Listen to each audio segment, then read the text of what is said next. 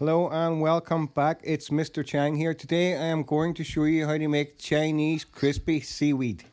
Start off by cutting a leaf off your cabbage and then we're going to rinse it onto the sink.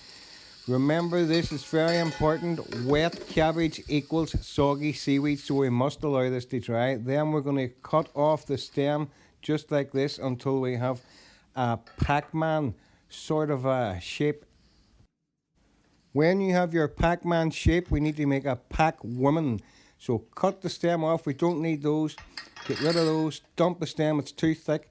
Place the Pac-Woman on top of the Pac-Man and roll the both of them tight together as if they're in bed. And then we're just going to turn this around and finely chop.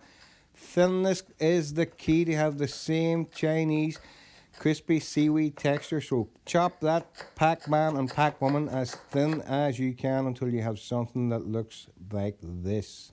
Perfect. Heat a pot of oil to medium heat. Now this is very important. Batch fry your shredded Pac people. Once you place them in the oil, step back because the oil will pop.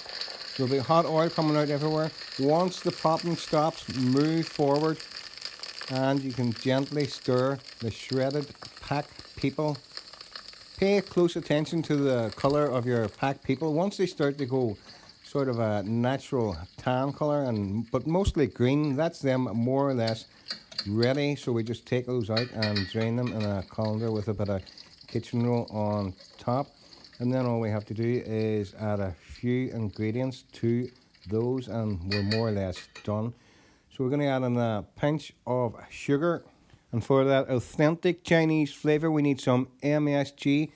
Stir those round with chopsticks for extra flavour. Add in a tiny bit of fish floss and that's it. Thank you very much to my newest private members. I am Mr. Chang.